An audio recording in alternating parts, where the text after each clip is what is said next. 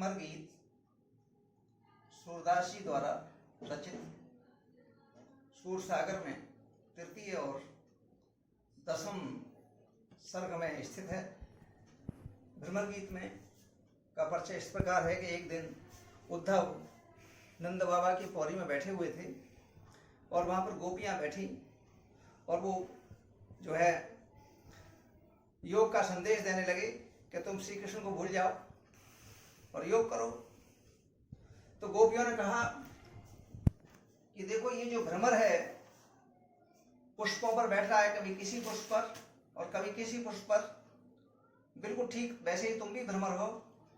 तुम्हारे अंदर भी स्थायित्व तो नहीं है, स्थायित्व का अभाव है, हमारा एक ही मन है वो श्री कृष्ण के साथ है, ये जो प्रयास है आपका ये व्यर्थ है। तो फिर उसी बात से जो गीत गए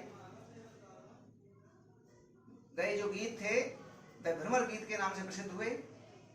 इसमें श्री कृष्ण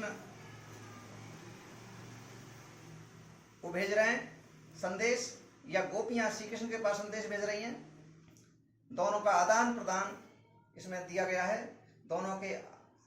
अगाध प्रेम की ये घटना भ्रमर गीत कहलाई। इसमें भ्रमर गीत में देखिए श्री कृष्ण जी उद्धव को ब्रज की यादें उन्हें सता रही हैं, उसके विषय में उद्धव से कह रहे हैं कि हे उद्धव, उधो मोहि ब्रज बिसरत नाही, हंस सुता की सुंदर कगरी और कुंजन की छाई, बेसुर भी बेबच दोहनी खरक दुहावन जाई, ग्वाल वाल मिल करत कोलाहल नाचत गहे गए वाही, ये मथुरा कंचन की नगरी मन मुक्ता हरताही, जवई सुरत आवत वासुक की जिये उमगत तन नाही, अनगनवात करी बहुलीला जसुदानंद निभाही, सूरदास प्रभु रे मौन होए ये कहीं कहीं बचताही। तो श्री कृष्ण जी को ब्रज की स्मृतियां सता रही हैं। वे उद्धव से कह रहे हैं कि हे उद्धव, मुझे ब्रज जो है वो भुलाया नहीं जाता। हंसुता की सुंदर कगरी, कगरी मानी किनारे, हंसुता यमुना के सुंदर सुंदर किनारे, और कुंजों की छाया बगीचों की, बेसुर भी गायें बछड़े, दोहनी मानी दूध दोहने का बर्तन मटकी,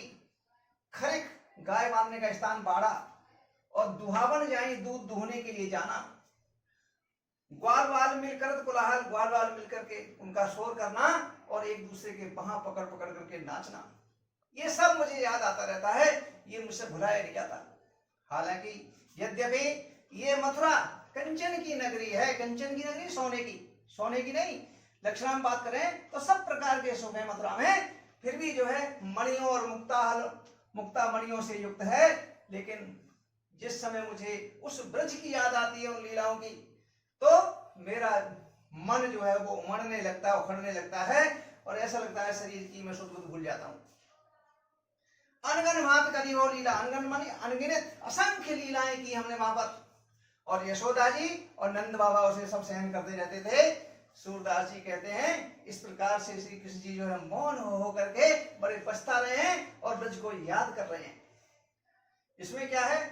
कि बच्छ मानी बछड़े, और दोहनी मानी मटकी दूध वाली, और खरीद गायों का बाड़ा जहाँ गाय बनती है, दुहावन मानी धोने के लिए जाना, कोलाहल मानी शोर करना, और गहे गहे मानी पकड़ पकड़ करके, और उंगत मानी उमड़ना, निवाही मानी सहन करना, अगनत मानी अगनत, अनगन मानी अगनत असंख्य, और कंचन मानी सोने के सब प्रकार के सुख लक्षण अगर बात करें तो इस प्रकार से जो है इसमें श्री कृष्ण जी बार बार याद कर करके पछता रहे हैं उसे। तो इसमें साहित्यिक ब्रजभाषा है, अभिधा और व्यंजना है, विरोधाभास है, स्मरण अलंकार है, व्योग श्रृंगार है, गेय पद है, माधुर्य गुण है, और इसी प्रकार का पद जो है उद्धव शतक में भी उन्होंने उद्धव शतक में जो है रत्नाकर ने लिखा है, बिल्कुल ऐसा ही है। सुधि ब्रज पासिनी की दिवैया सुख रासिनी की, उदो नित्य हमको बुलावन कुआवती। अगर इस तरह से देखो, श्री कृष्ण जी कह रहे हैं कि सुधि ब्रज वासिनी की दिवैया सुख रासिनी की, सुख राशिनी, सुख की राशि जो ब्रजबाला हैं वो हमारे लिए बुला बुला कर ले जाती थी, वो आज भी मुझे याद है। इस तरह से